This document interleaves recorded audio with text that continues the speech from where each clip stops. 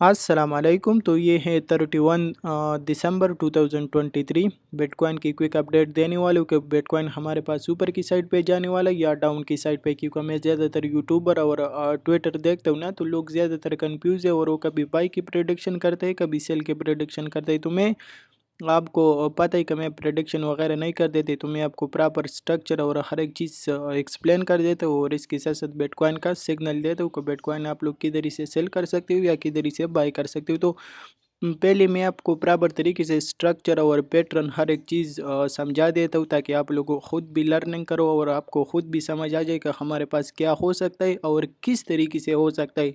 तो सबसे ज़रूरी यही चीज़ है कि आप लोगों को खुद समझ आ जाए कि हम किस तरीके से सिग्नल बना सकते हैं और किस तरीके से मार्केट को प्रेडिक्ट कर सकते हैं कि मार्केट ऊपर जा सकता है या डाउन जा सकता है। इसी है तो लर्निंग सबसे ज़रूरी है।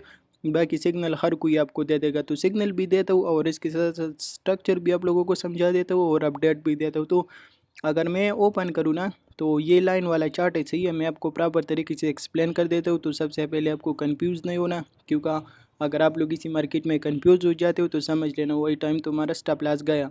तो मैंने सब चीज़ें पहले से इसी वजह से ड्रा किया ताकि मेरा टाइम इंतहाई कम लग जाए, सही, और मैं कुछ ही टाइम में आपको प्रॉपर अपडेट दे दूँ। तो सबसे पहले जिस तरीके से आपको पता है कि मैं प्रॉपर मार्केट स्ट्रक्चर हर एक चीज़ स्टडी कर देता हूँ और उसके बाद ट्रेड वगैरह प्लान कर देता हूँ। तो यही सिस्टम है ना, मैं आपको प्रॉपर स्ट्रक्चर एक्सप्लेन कर देता हूँ। लाइन चार्ट मैंने इसी वजह से यूज़ किया क्योंकि इसी में क्लियर स्ट्रक्चर आपको समझ आ जाता है कि स्ट्रक्चर हमारे पास बुलिश है या बियरिश है। तो हमेशा आप लोग भी लाइन चार्ट के ऊपर फोकस करो और लाइन चार्ट यूज़ किया करो, तो आपको बहुत हेल्प मिल जाएगा और आपकी जो मार्केट स्ट्रक्चर का रीडिंग है वो इंतहाई ज़बरदस्त हो जाएगा। लेकिन इसमें एक ही मसला है कि कोई इसमें लिक्विडिटी वगैरह स्विफ्ट होने का अंदाज़ा किसी को नहीं होता, तो उसके लिए आप लोग फिर कैंडल वाला चार्ट यूज़ कर सकते हो।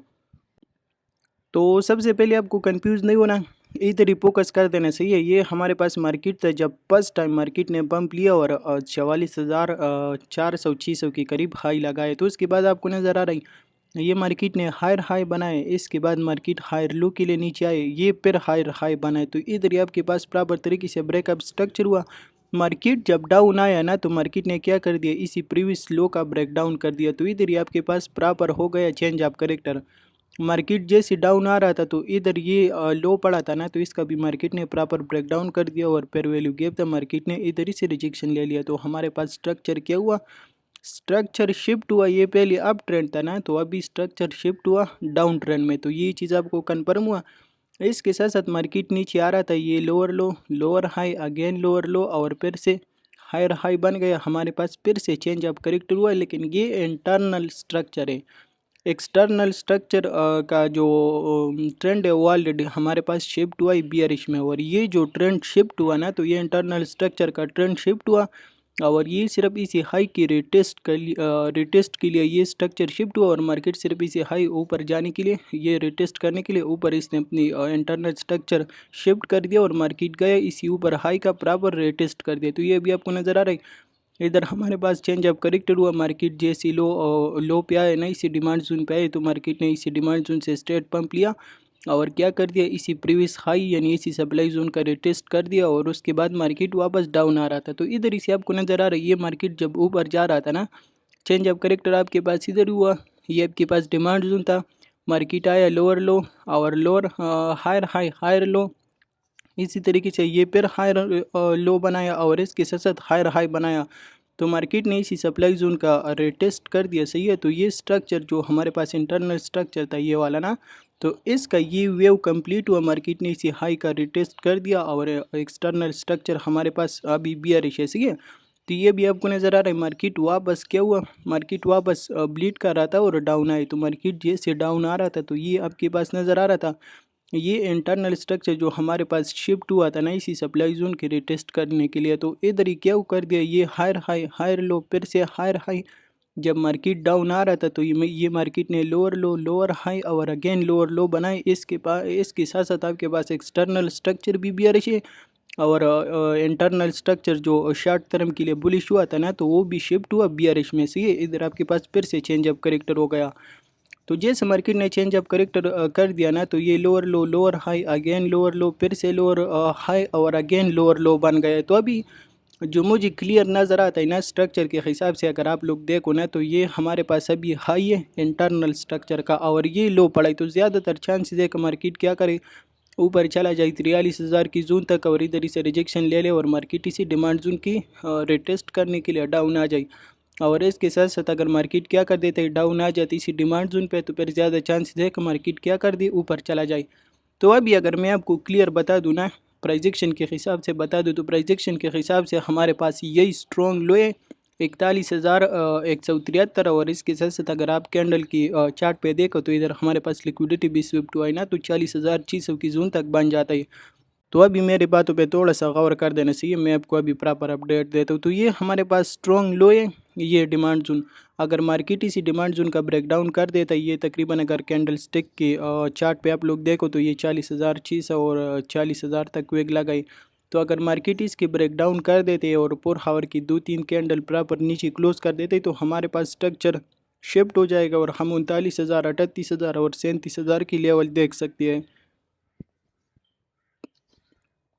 तो ये चीज़ आपको समझ आ गई। इसके साथ साथ ये मेरे पास प्रीवियस हाई पड़ा है 43,600 के करीब पे मेरे पास प्रीवियस हाई पड़ा है। तो ये स्ट्रॉन्ग हाई है। अगर मार्केट इसके ब्रेकआउट देता है ना, तो मार्केट अगर इसके ब्रेकआउट देता है तो फिर हम ऊपर की लेवल देख सकते हैं 44,000 और 44,600, 45,000 और 46,000।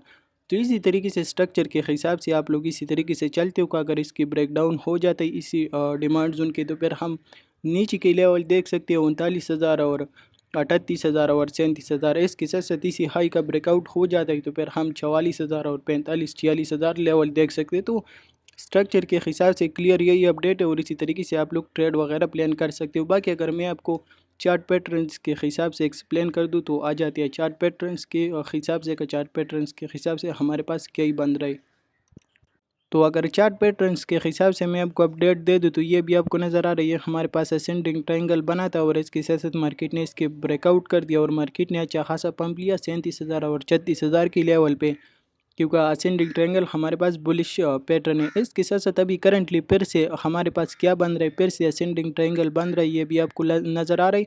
तो ज़्यादातर चांसेस है कि मार्केट क्या करते हैं, मार्केट इसके ब्रेकआउट दे दे और 46-47,000 की लेवल तक चला जाए, क्योंकि ये हमारे पास बुलिश पैटर्न है ना, तो ज़्यादातर चांसेस है कि मार्केट इसके ब्रेकआउट दे दे। तो हमेशा एक ही चीज़ और भी अपनी माइंड में याद रखो कि क्योंकि इसका ब्रेकआउट भी होता है और ब्रेकडाउन भी होता है, इसीलिए तो अगर ब्रेकडाउन हो जाता है तो फिर भी हम 38,000 और 37,000 की लेवल देख सकते हैं और अगर ब्रेकआउट हो जाए तो फिर हम 46-47,000 की लेवल देख सकते हैं। तो पैटर्न के हिसाब से यही अपडेट है, ब्रेकआउट और ब्रेकडाउन पे हम ट्रेड ले सकते हैं। इसके साथ साथ अगर मैं आपको इंट्राडे की बात करूँ और ट्रेड वगैरह का आपको एक्सप्लेन कर दूँ तो आ जाती है और मैं आपको ट्रेड सेटअप एक्सप्लेन करके देता हूँ। बाकी अगर इंट्राडे के हिसाब से और ट्रेड प्लान के हिसाब से मैं आपको बता दूं तो मुझे जो बिटकॉइन नज़र आ रहा है ना, तो मुझे बिटकॉइन इसी तरीके से नज़र आ रहा है कि बिटकॉइन ऊपर आ जाए, इसी सप्लाई जोन को टेस्ट करे, ये प्रीवियस डेली हाई है, इसको अभी भी स्विफ्ट कर दिया और कम अज़ कम अगर इसको फिर ये सप्लाई जोन टच करे ना, तो ये हमारे पास एक ज़बरदस्त शार्ट की पोजीशन होगा।